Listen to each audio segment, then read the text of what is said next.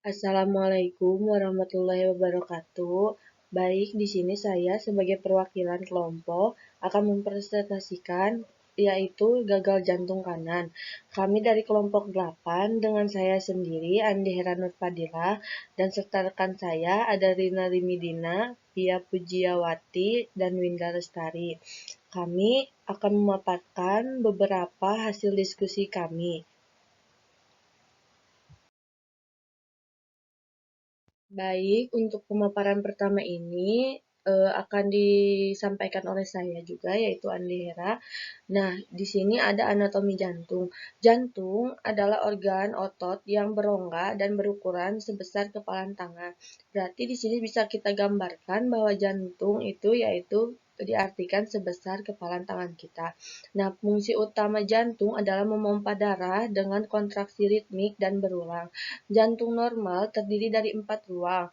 2 ruang jantung atas, yaitu yang dinamakan atrium, dan 2 ruang yang di jantung bawah itu dinamakan ventricle. Berarti 2 ruang jantung atas itu atrium, 2 ruang jantung bawahnya yaitu ventricle, yang berfungsi sebagai pompa dinding jantung yang memisahkan kedua atrium dan ventricle. Jadi di sini tuh kita bisa lihat bahwa jantung itu dipisahkan dengan dua dinding, yaitu dinding atrium dan dinding ventricle, menjadi bagian kanan dan kiri, yaitu dinamakan septum. Jadi bagian kanan dan kirinya jantung itu eh, bisa kita sebut atau dinamakan septum. Nah, sekarang di sini teman-teman kita bisa lihat ya gambar jantung yang normal itu seperti apa sih. Nah, di sini tuh terlihat gambar jantung yang normal dan serta sirkulasinya. Nah, di tanda panah ini kita bisa membaca yang pertama tuh ada tulungs, yang kedua pulmonary venous prolungus, yang ketiga itu ada superior vena cava, yang keempat tuh ada atrial sputum, terus selanjutnya tricuspid valve, inferior vena cava, tulungs yang sebelah kanannya, serta ada pulmonary venous prolungus, mitral valve, aortic valve, serta ventricle sputum. Nah, di sini kita bisa lihat juga sirkulasi dari jantung ini. Boleh teman-teman diperhatikan dulu gambarnya.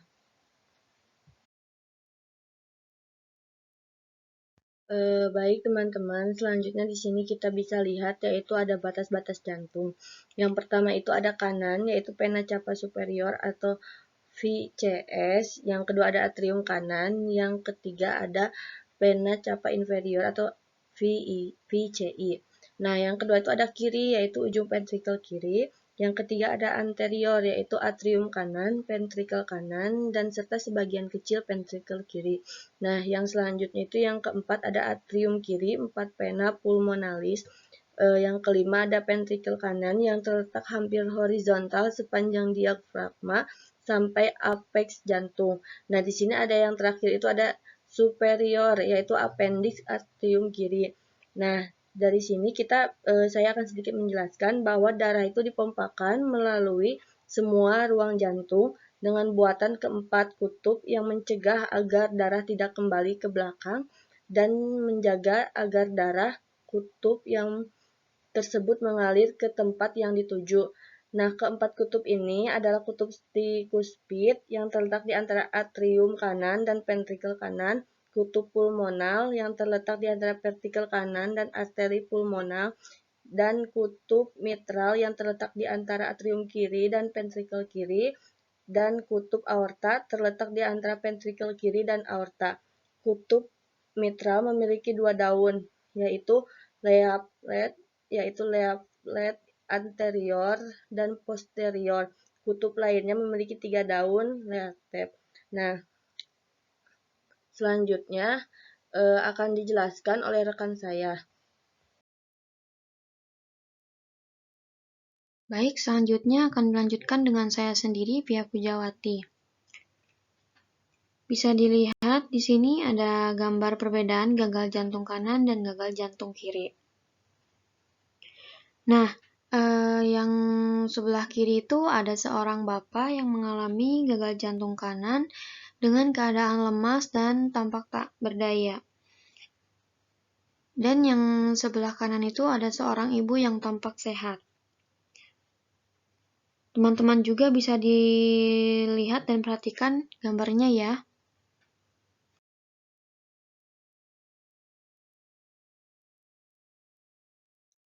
Selanjutnya saya akan menjelaskan tentang fisiologi jantung.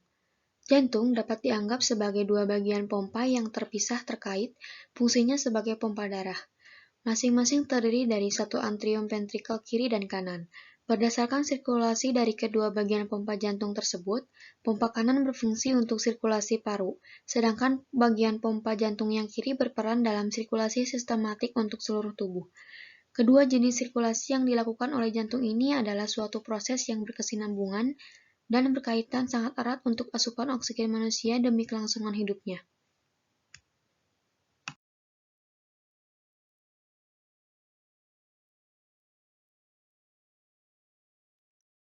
Selanjutnya, di sini ada definisi gagal jantung kanan. Gagal jantung kanan itu biasanya terjadi karena pasien mengalami gagal jantung sebelah kiri. Jantung sebelah kiri gagal terjadi karena tekanan cairan yang menyebabkan cairan kembali ke paru-paru. Hal tersebut juga mengakibatkan kerusakan pada bilik kanan jantung. Selanjutnya juga ada etiologi. Penyebab lain dari gagal jantung sebelah kanan adalah penyakit jantung koroner atau PJK. Penyumbatan yang terjadi pada pembuluh arteri menghambat aliran darah menuju jantung. Penyakit ini menjadi penyebab gagal jantung kiri yang kelama-lamaan menyebabkan gagal jantung sebelah kanan. Selanjutnya akan dijelaskan oleh teman saya.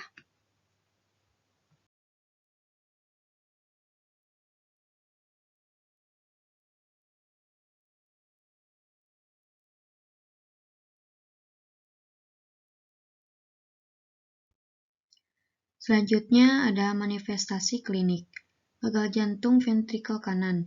Yang pertama itu ada edema periferal, yang kedua berat badan bertambah, yang ketiga efesi pleura, yang keempat anoreksia, yang kelima nyeri kuadran kanan atas, yang keenam distensi vena jugularis, yang ketujuh hepatomegali, dan yang terakhir itu ascites.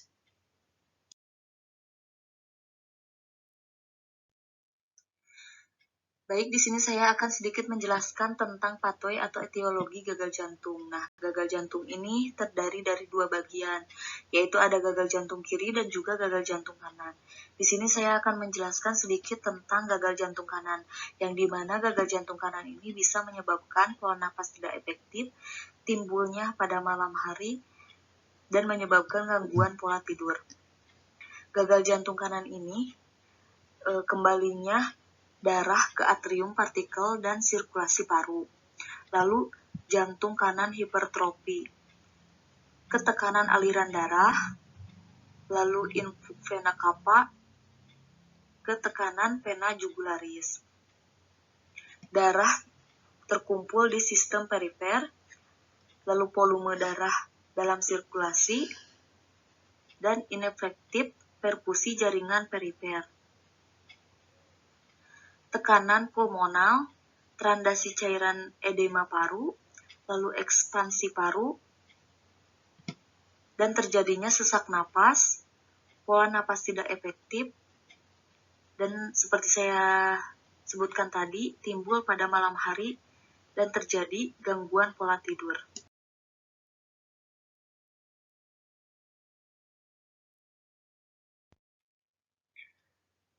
Lalu bagaimana pemeriksaan penunjangnya? Yang pertama, fototoraks dapat mengungkapkan adanya pembesaran jantung, oedema atau efusi pleura yang menegaskan diagnosa CHF. Yang kedua, EKG dapat mengungkapkan adanya takikardi, hipertrofi bilik jantung, dan iskemi ekokardiogram.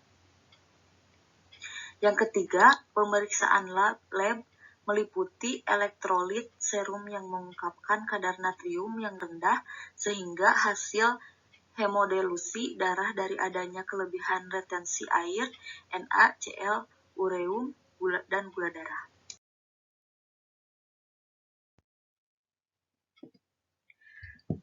Dan farmakologi gagal jantung kanan. Prognosis dan menurunkan mortalitas. Mobilitas yang pertama meringankan gejala dan tanda, lalu memperbaiki kualitas hidup, menghilangkan edema dan retensi cairan, meningkatkan kapasitas aktivitas fisik, mengurangi kelelahan dan sesak napas, mengurangi kebutuhan rawat inap, menyediakan perawatan akhir hayat.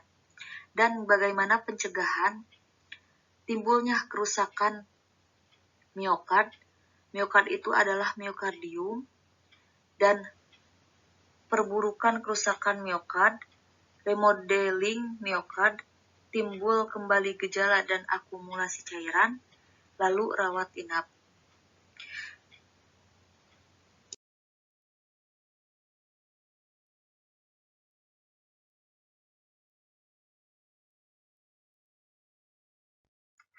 Terapi diet. Defisiensi Na juga dapat terjadi jika penderita diberi obat diuretik.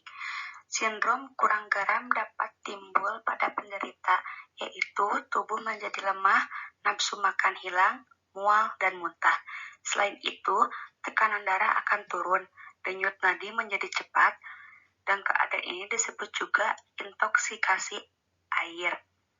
Ada 3 tahap diet. Yang pertama, rendah garam, yakni terdiri dari diet ringan atau konsumsi garam 3,75 sampai 7,5 gram per hari.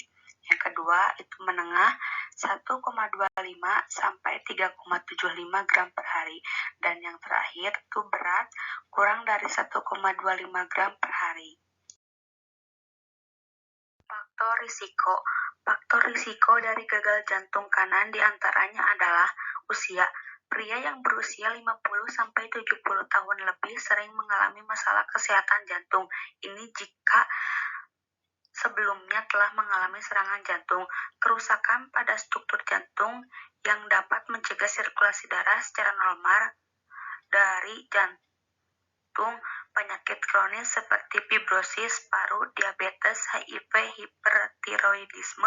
hipertiroidisme, dan penumpukan zat besi atau protein, detak jantung yang tidak normal, gagal jantung sebelah kiri, masalah kesehatan paru-paru, pernah mengalami serangan jantung, pengobatan diabetes, dan kemoterapi, infeksi virus yang dapat merusak otot jantung.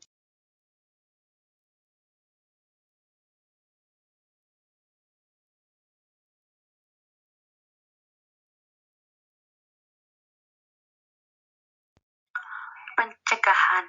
Beberapa gaya hidup sehat yang bisa diterapkan sebagai upaya pencegahan terhadap gagal jantung termasuk menyeimbangkan kadar gula darah, lebih aktif berolahraga, menerapkan pola makan sehat, rajin memeriksakan kondisi kesehatan jantung ke dokter, menjaga berat badan ideal, mengurangi stres, mengurangi asupan alkohol, berhenti merokok, lalu mengonsumsi obat sesuai anjuran dokter. Demikianlah beberapa hal yang bisa kami sampaikan pada kesempatan ini. Kami mohon maaf yang sebesar-besarnya apabila ada tutur kata maupun tindakan yang kurang berkenan. Dengan ini presentasi hari ini saya cukupkan. Terima kasih. Assalamualaikum warahmatullahi wabarakatuh.